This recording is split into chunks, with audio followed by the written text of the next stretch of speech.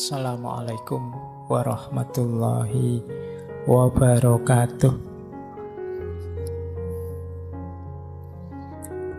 Bismillahirrahmanirrahim. Alhamdulillahi rabbil alamin. Wa bihi nasta'inu ala umurid dunya waddin. Allahumma sholli wa sallim wa barik ala habibina wa syafi'ina sayyidina wa maulana Muhammadin wa ala alihi wa ashabihi wa man tabi'ahum bi ihsanin ila yaumiddin. Amma ba'du. Bismillah, mari kita lanjutkan pembahasan kita, ngaji filsafat kita. Malam hari ini kita masih dalam suasana patah hati. Temanya juga tema patah hati. Meskipun ini harusnya minggu-minggu Valentine ya. Yang lain merayakan jatuh cinta, kita merayakan patah hati. Tidak apa-apa. Kelihatannya lebih perlu ditemani mereka yang sedang patah hati. Kalau yang jatuh cinta kan tidak butuh ditemani, mereka malah suka kalau kita tinggal berdua saja. Maka bulan ini kita belajar menemani mereka yang patah hati. Nah, malam hari ini kita akan belajar bagaimana cara mengelola patah hati versi filsafat stoikisme. Sebelum minggu depan kita pungkasi dengan bagaimana mengelola patah hati versi sufisme, versinya tasawuf. Ini stoikisme ini kan belakangan masyhur sekali, populer sekali. Saya tidak tahu kenapa bisa begitu, karena menurut hemat saya, filsafatnya stoik ini cocok untuk dipakai mereka yang sedang galau. Mereka mungkin termasuk yang sedang patah hati, termasuk yang menghadapi masalah. Stoikisme enak untuk menguatkan diri. Sering saya bilang yang namanya gagasan, pemikiran, filsafat, apapun itu kita harus ngerti dosisnya, porsi dan proporsinya. Dari situ kita bisa mengambil banyak manfaat. Kapan kita harus agak agresif seperti Nietzsche, agak tenang seperti orang-orang stoik, kapan kita harus agak kritis seperti orang-orang dari tradisi filsafat modern awal dan lain sebagainya. Baik, kita awali ya materi malam hari ini tentang stoik. Seperti apa sih orang stoik itu kalau sedang patah hati? Bismillah ya, kita mulai.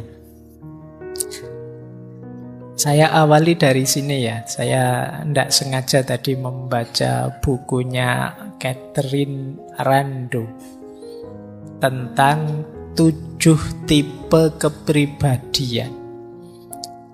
Salah satu di antara 7 ini tipe stoik. Nanti kita lihat ya, teman-teman ini kepribadian yang bagaimana. Jadi ada 7 tipe kepribadian.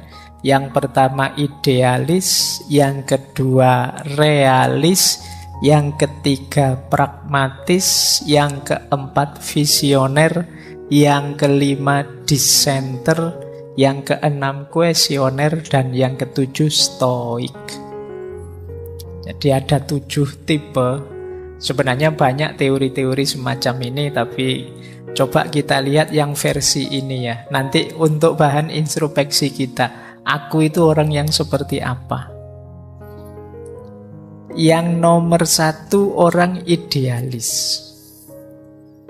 Idealis itu orang yang punya keyakinan bahwa ada sesuatu yang harus dan pasti terjadi. Ini orang idealis. Hidupnya harus begini, harus begitu, itu orang idealis. Nah, orang seperti ini itu bagus, tapi kadang-kadang dia jadi rentan. Ketika cocok dengan idealismenya, itu dia terus mudah dipengaruhi. Dalam rangka mewujudkan idealismenya, itu dia jadi rentan. Kadang-kadang mudah tertipu, mudah dipengaruhi. Nah, ini yang sering dimanfaatkan oleh promosi-promosi dan lain sebagainya. Misalnya kalian punya idealisme, punya tubuh yang ideal, body goal misalnya. Hari ini kan banyak istilah-istilah seperti itu. Terus kamu diet lah, senam lah, dan lain sebagainya demi ini. Tidak salah, tapi kadang-kadang ada sampai tataran idealis, harus begitu, harus begini. Nah, ini kita rentan mudah dimanipulasi. Jadi mudah ditipu orang karena idealisme kita. Yang kedua, kadang-kadang para idealis ini mimpinya besar, agak jauh dari realitas. Namanya idealis, kata dasarnya ide, hidupnya di angan-angan.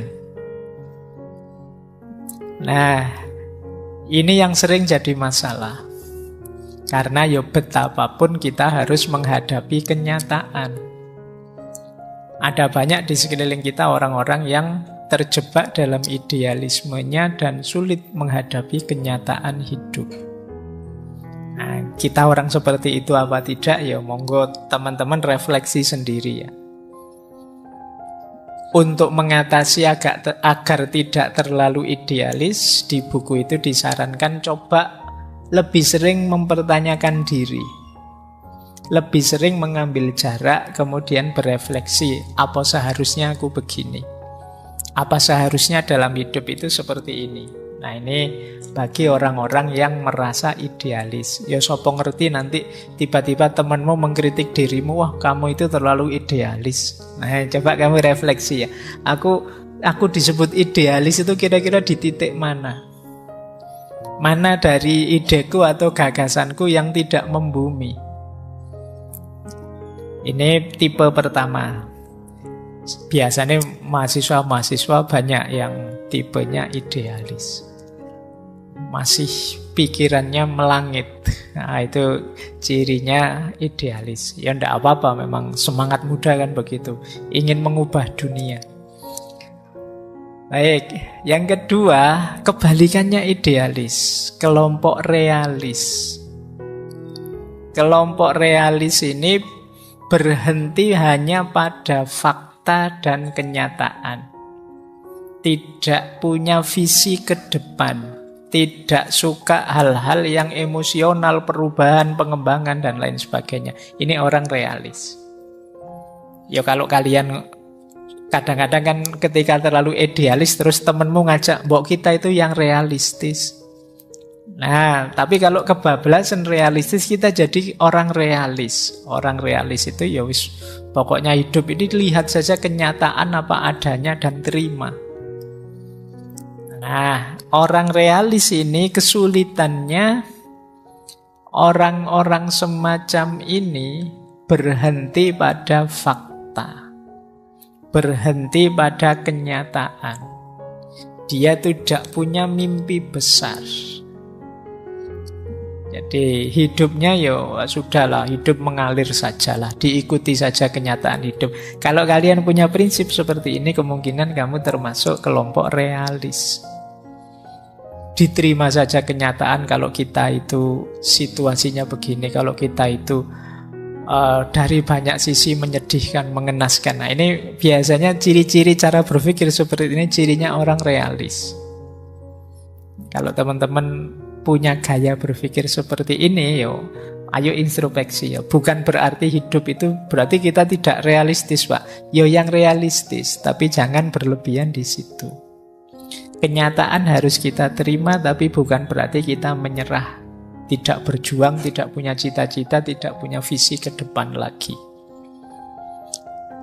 Baik, itu kebalikannya idealis. Ini orang-orang realis. Kalau di buku itu disarankan coba sekali-sekali kita bertindak sesuai mimpi kita, keinginan kita. Sekali-sekali punyalah mimpi, sekali-sekali hidupkan intuisi kita untuk bermimpi. Nah, kadang-kadang kan orang itu bermimpi saja tidak berani. Kamu kan mungkin kadang-kadang pingin ini, pingin itu, tapi kamu tepis sendiri. Apa ya mungkin?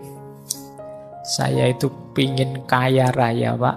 Punya pasangan cakep, punya anak-anak yang hebat-hebat, rumahku tingkat sekian, terus kamu kadang-kadang terus kamu potong sendiri, cuma mimpi. Dan kamu buang mimpi itu. Mimpi saja kamu tidak berani. Wong mimpi itu gratis. Kapan lagi kamu seneng kalau tidak dalam mimpi? Ya paling tidak mimpi lah wong ya. Jangan sampai nanti ada larangan mimpi, kamu susah lagi nanti.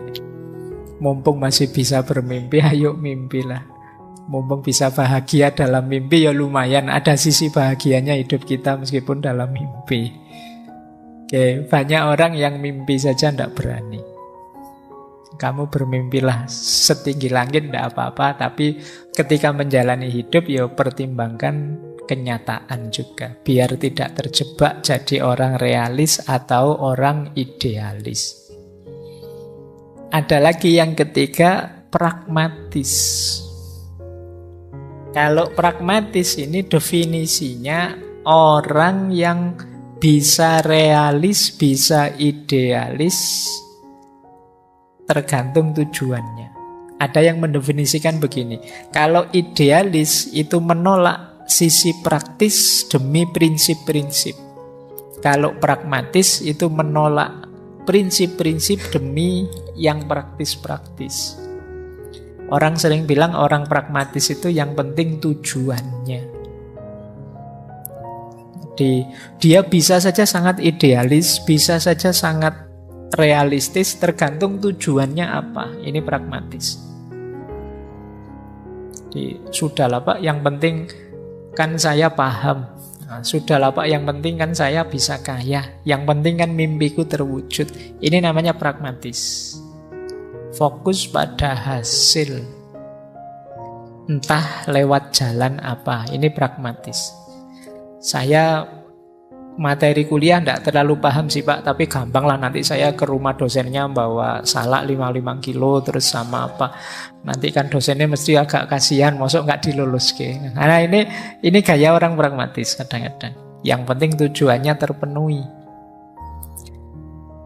Ya coba kita sering tidak bergaya seperti ini, mengambil strategi hidup seperti orang pragmatis. Kadang-kadang idealis juga orang pragmatis kalau memang tujuannya seputar itu. Jadi saya itu hidup itu ingin jadi orang yang bisa menghidupkan ide-ide besar saya Pak. Nah, ini nanti ya dia kalau tujuannya itu ya secara pragmatis dia menuju ke sana. Sulitnya orang pragmatis itu dia mudah diombang-ambingkan situasi. Orang pragmatis itu ya kekurangannya memang dia kesulitan di prinsip-prinsip hidup. Dia sering dan mudah terjebak oleh kepentingan-kepentingan hidup. Jadi tujuannya apa itu saja. Makanya hari ini ada istilah-istilah politisasi agama atau politisasi apa dan lain sebagainya. Ini sebenarnya mode hidup pragmatis. Jadi sesuatu yang dikejar hanya kepentingan kita saja. Nah, yang penting ini, yang penting itu. Nah, kalau sering-sering pakai kalimat yang penting, titik-titik, itu kemungkinan kita orangnya pragmatis.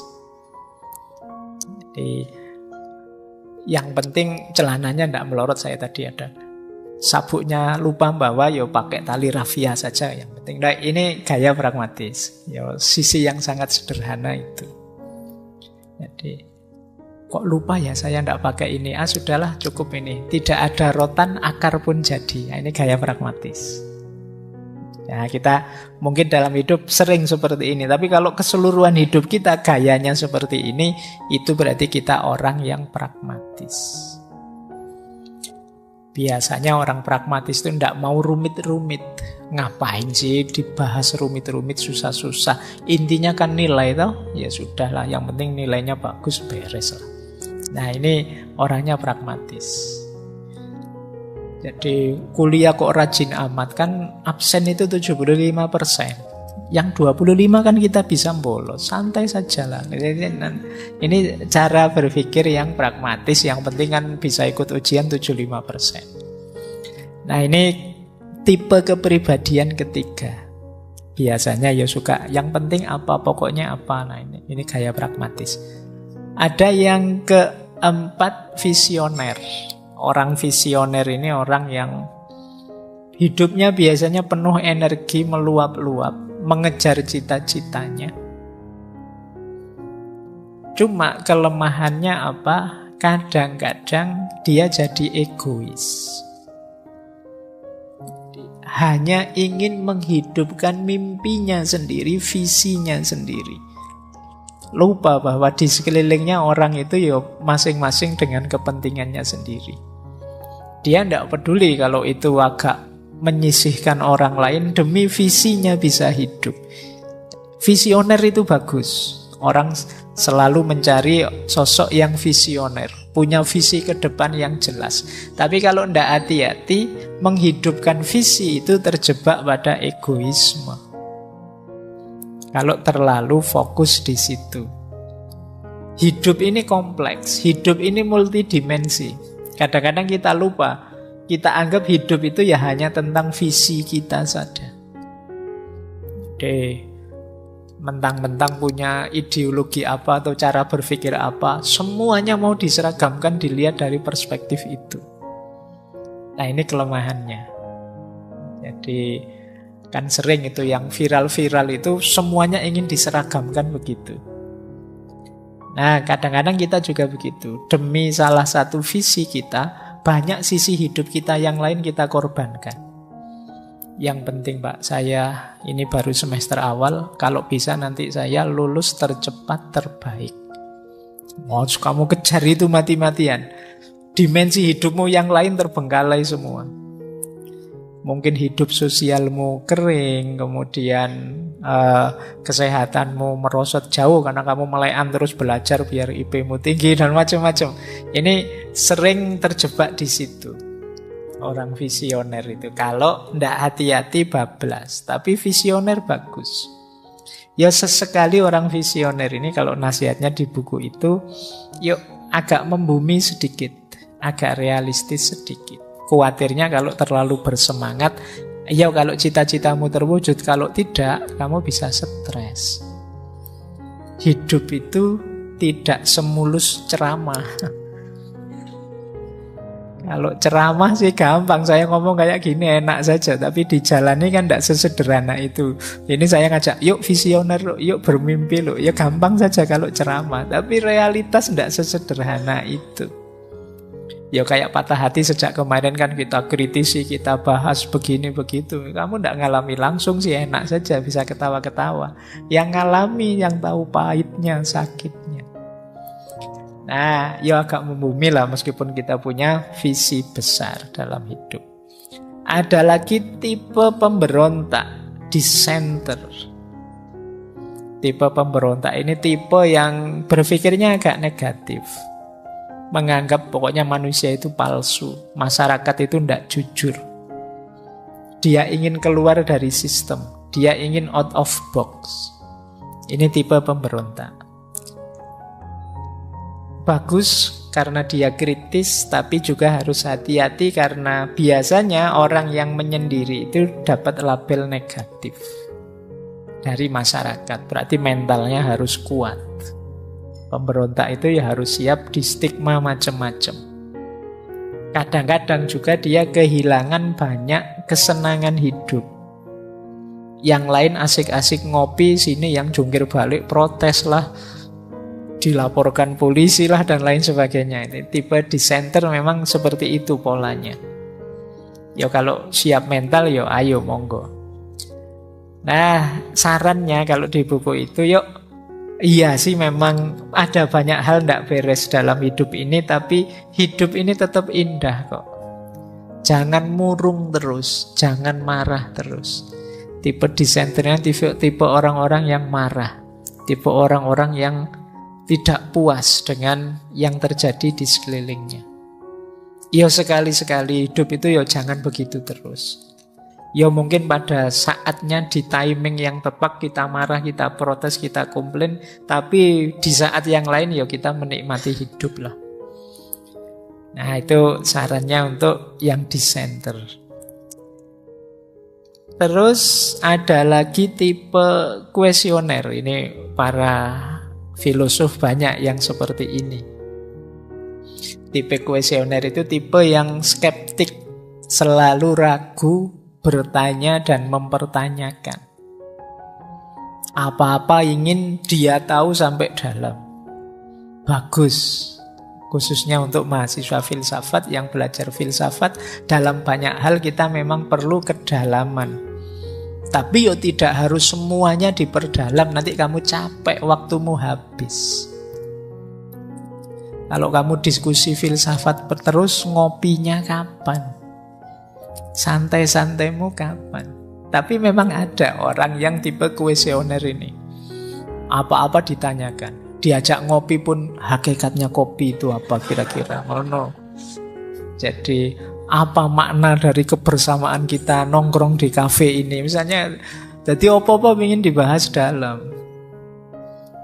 Nah, di buku itu dijelaskan khawatirnya nanti kita melewatkan banyak hal. Kita tidak menikmati hidup. Jangan-jangan kamu asik diskusi filsafat, tidak sadar umurmu tambah. Sadar-sadar lu ternyata aku sudah jenggoten, temanku sudah punya anak semua, aku masih sumpek dengan baca buku filsafat ini tidak selesai-selesai. Nah, banyak hal terlewatkan dalam hidupmu. Jadi ayolah sadari bahwa tidak semua hal harus didalami. Banyak hal yang ya memang hanya sampai di situ maknanya. Jadi kadang-kadang kan ada orang itu berlebihan. Saya ingat ada anekdot itu. Satu ketika ada pameran lukisan.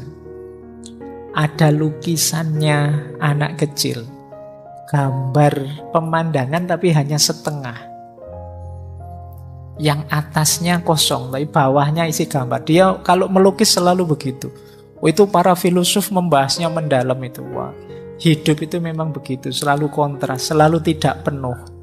Tidak ada yang sempurna. Pokoknya maknanya membahas dalam. Begitu pelukisnya anak kecil tadi diwawancara, kenapa kok kamu ngelukisnya selalu setengah, ada filosofi apa? Dia jawabnya, karena saya tidak nyampe tangan saya, kanvasnya tinggi.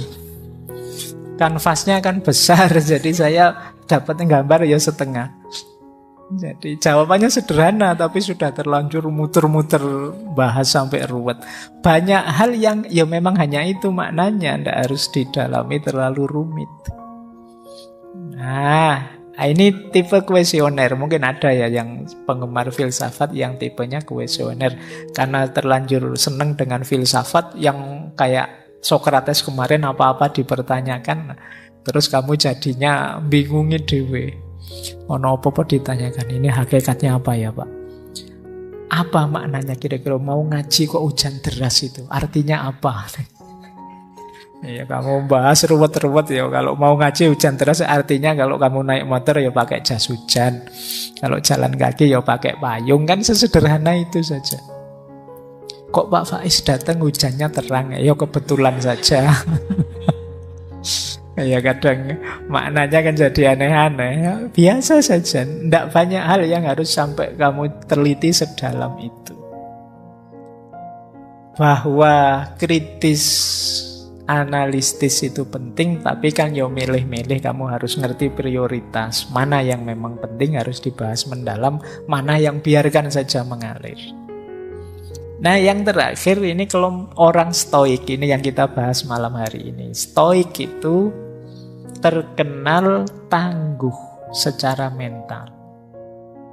Kalau teman-teman belajar stoik, mempraktekkan stoik, itu nanti jadi orang yang kuat menghadapi apapun dalam hidup. Meskipun ada kelemahannya tentu saja. Orang stoik ini ibaratnya sepak bola, dia kalau ndak back ya penjaga gawang. Dari sisi keluar, dari sisi hubungan dengan orang lain dan yang sejenis itu agak tawar. Jadi dia agak misterius. Emosinya tidak terlalu kelihatan, itu orang stoik. Kita kadang menyebutnya, wah orang ini tenang sekali. Ya dari sisi itu kita baca dia orang tenang. Tapi dari sisi dia agak misterius, agak tidak kelihatan emosinya. Itu kadang-kadang membuat kita tidak nyaman kalau bergaul dengan orang kayak gini. Kita bergaul dengan orang yang kalau seneng tidak kelihatan, kalau sedih tidak kelihatan, kan tidak enak. Jadi kamu sudah ndagel capek-capek, dia biasa saja, itu saya tidak tersentuh. Waktunya sedih, ada berita ini loh teman kita sakit, ada teman kita meninggal. Ya hidup memang begitu, ada yang sakit, ada yang meninggal. Itu kan tidak enak, tidak nyaman. Jadi dari sisi mental tangguh luar biasa. Tapi kadang-kadang dari sisi pergaulan sosial itu rasanya tidak terlalu menyenangkan kalau ada orang agak flat begitu. Jadi orang yang emosinya kelihatan itu kan enak, kita tahu, oh dia marah ini mesti, oh dia tersinggung, ya kita bisa bersikapnya enak. Tapi kalau punya teman misterius kan susah. Ini temanku ini tersinggung, marah apa biasa, tidak tahu saya. Wajahnya datar terus. Dia seneng apa sedih tidak kelihatan. Itu mewek senyum atau mewek sedih itu podo wae. Nah ini ya coba deh kamu. Itu kelemahannya stoik. Dari sisi mental tangguh tidak masalah. Makanya di buku itu disarankan kalau mungkin teman-teman orang yang sudah tangguh seperti stoik, tidak masalah kok mengungkapkan yang kita rasakan. Wah saya sakit ini, hati saya tidak apa-apa. Biasa saja orang hatinya sakit. Dan juga sadari bahwa orang lain juga perlu ditanggapi, perlu diapresiasi. Tidak hanya urusan kekuatan batinmu. Baik, nah malam hari ini kita ambil stoik sebagai perspektif karena ketika kita patah hati ya tentu saja kita perlu ketangguhan jiwa. Maka perspektif-perspektif stoik penting kita pertimbangkan. Kalau sedang patah hati kok tipenya kuesioner, itu tambah sumpek karena kamu bertanya mengapa aku begini, mengapa aku begitu, tambah susah lagi ya. Apalagi tipenya idealis.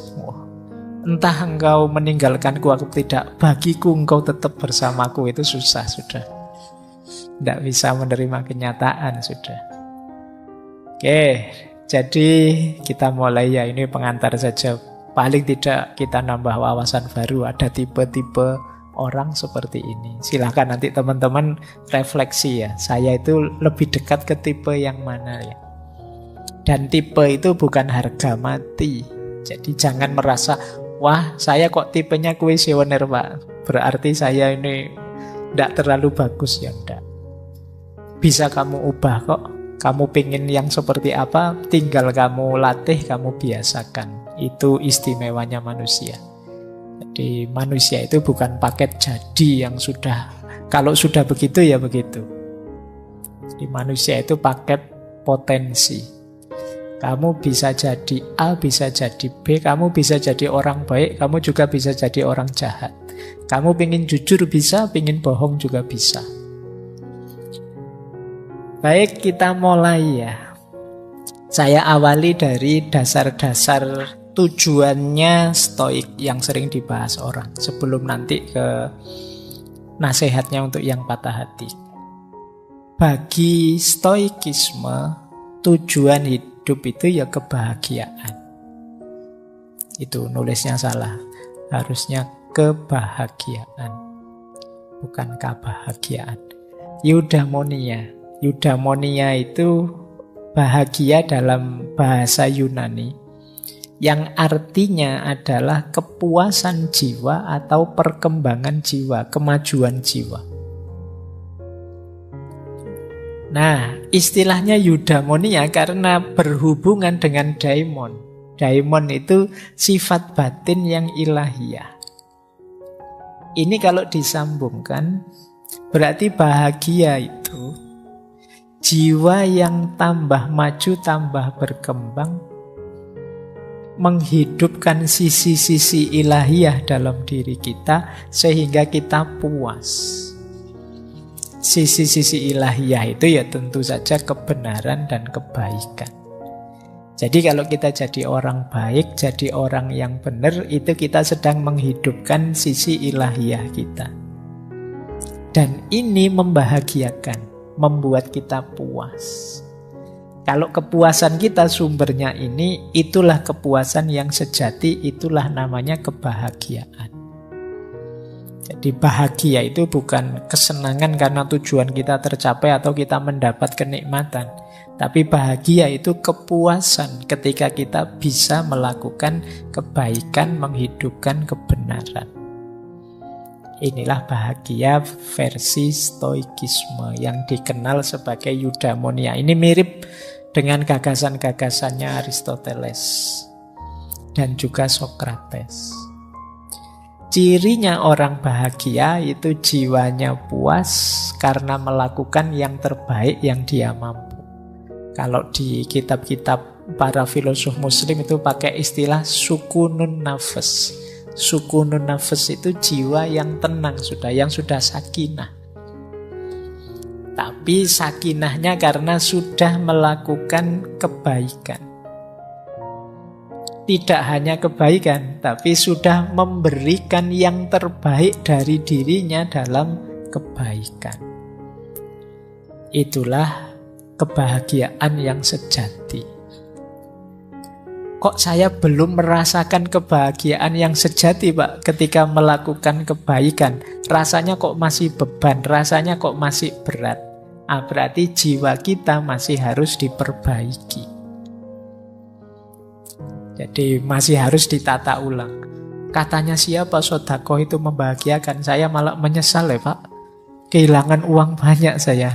Berarti ada yang harus diperbaiki dari jiwa kita. Harusnya kita malah puas, bahagia, bisa membahagiakan, bisa melakukan kebaikan sehingga bahagia, bisa menolong orang sehingga bahagia. Kok belum bahagia, masih merasa beban, masih berat, ya berarti jiwa kita masih harus dikelola lagi.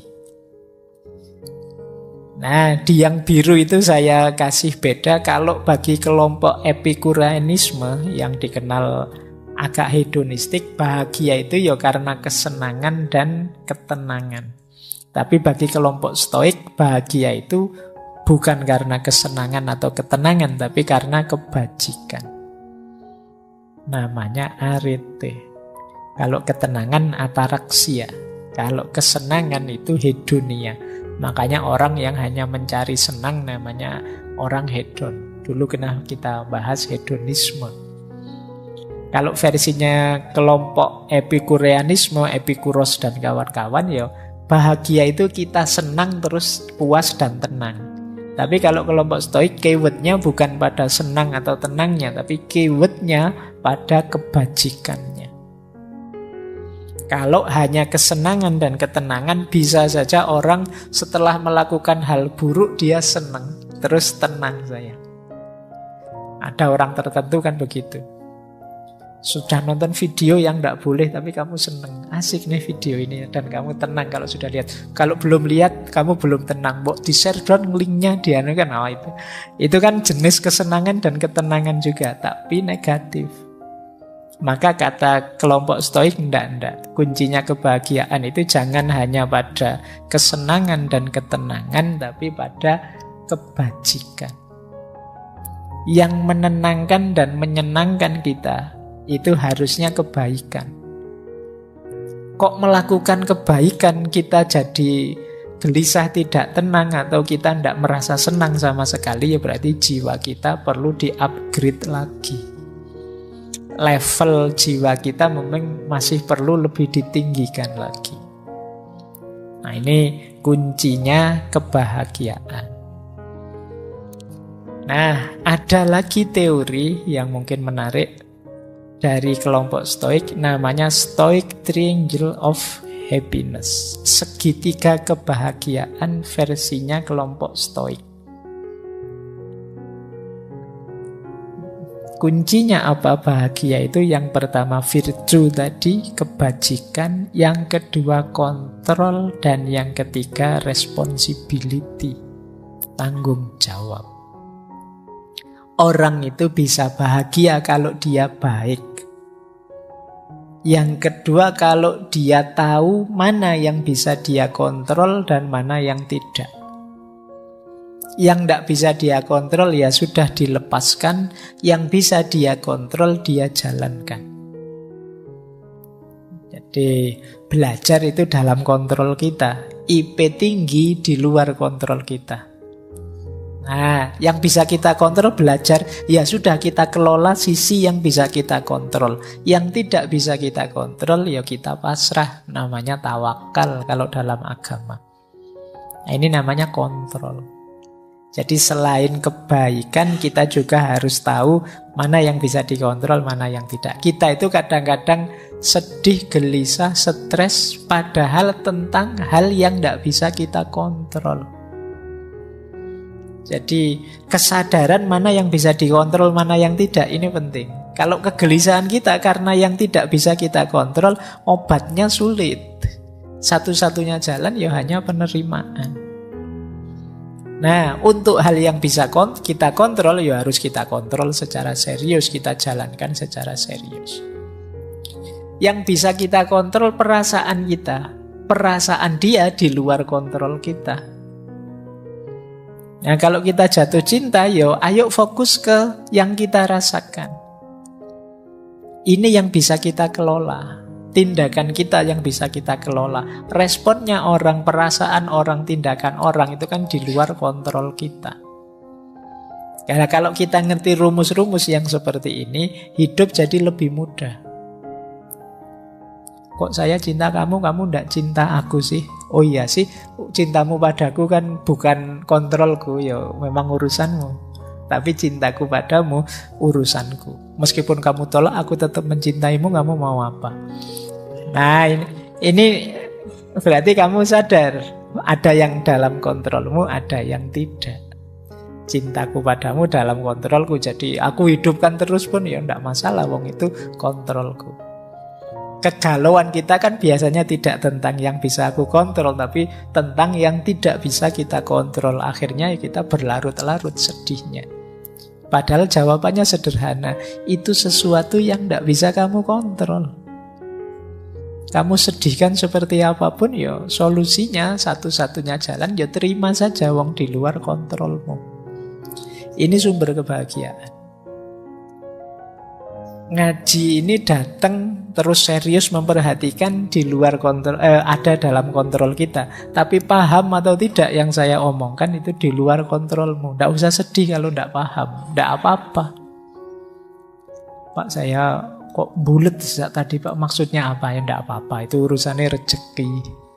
Jadi paham tidak paham itu bagian dari yang di luar kontrol kita. Tapi serius belajar, sungguh-sungguh memperhatikan, itu ada di kontrol kita. Jadi proses itu ada di tangan kita. Hasilnya apa? Banyak yang bentuknya di luar kontrol.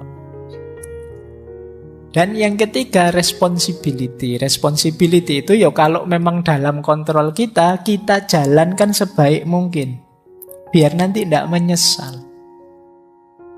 Wah, harusnya kemarin aku baik padamu ya. Kenapa kemarin aku menyia-nyiakan waktu? Ya sekarang diputus, nangis kamu.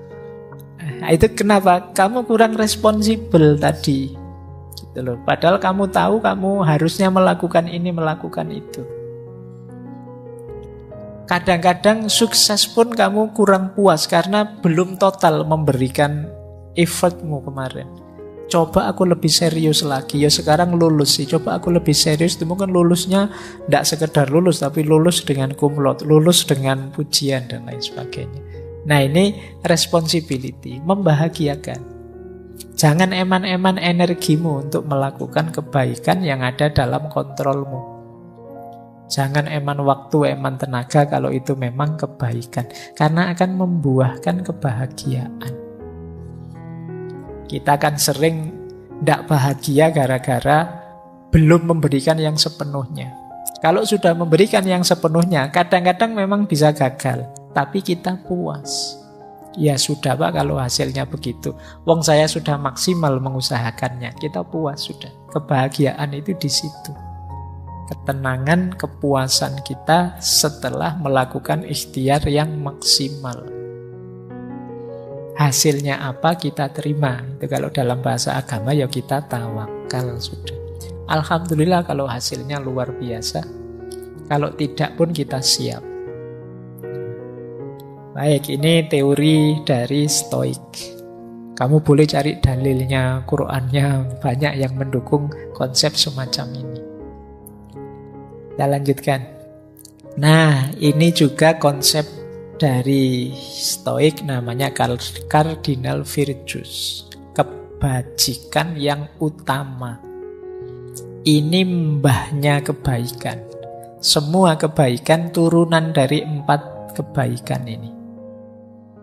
Tadi kan salah satu sumbernya orang bahagia itu baik, virtu, kebajikan. Nah, kebajikan yang pokok itu ada 4. Yang pertama wisdom, yang kedua temperance, yang ketiga justice, yang keempat courage. Jadi wisdom itu kebijaksanaan, tahu mana baik, mana buruk. Temperance itu kesederhanaan yang moderat, kemampuan mengendalikan diri, mengenali diri.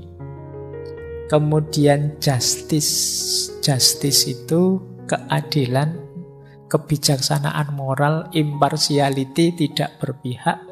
Dan yang keempat courage itu berani. Jadi tidak pengecut, tidak lari dari gelanggang, siap menghadapi ujian apapun dalam hidup. Kalau kita punya 4 karakter ini, ya insya Allah kita terbawa ke ranah kebahagiaan. Orang itu yang tidak wisdom sulit bahagia. Yang hidupnya berlebihan, tidak sederhana, tidak moderat, pasti juga ketemu banyak kepahitan-kepahitan. Apalagi yang tidak adil, apalagi yang tidak berani menghadapi hidup. Makanya ini disebut Cardinal Virtues, kebajikan-kebajikan pokok. Nah, sebelum kita masuk ke patah hati ya, ini saya banyak sekali ditanya ini tentang Stoik. Apakah Stoik itu sejenis toxic positivity? Toxic positivity itu kan semacam menipu diri dengan perspektif yang positif. Jadi kamu misalnya habis dipukuli temenmu, terus temenmu bilang sudahlah diambil hikmahnya saja. Pasti ada positifnya kok, enggak apa-apa. Pukulanku itu membawa hikmah besar dalam hidup. Nah, ini namanya toxic positivity. Kita sering memanipulasi diri dengan cara seperti itu. Memproyeksi citra yang positif, padahal ya kita enggak merasa positif. Jadi, kalau istilah lainnya toxic positivity itu semacam represi emosional. Sebenarnya kita merasa marah, tapi terus jangan marah begitu. Singkirkan rasa marahmu, mari kita ganti dengan hidup ini yang pemaaf. Jadi ya kita masih marah sih, tapi karena direpresi seperti itu tidak berani menampilkan. Akhirnya terpendam kemarahan itu. Mungkin kalau ada momen bisa meledak itu. Ini namanya toxic positivity. Ini banyaklah motivasi-motivasi, motivator-motivator itu yang mengajak kita ke sini. Nah, kemarin banyak yang kritik Stoik itu sejenis toxic positivity, jangan-jangan. Jadi memberi racun yang positif sehingga kita lupa dengan kondisi emosi kita yang asli. Kita jadi orang yang palsu.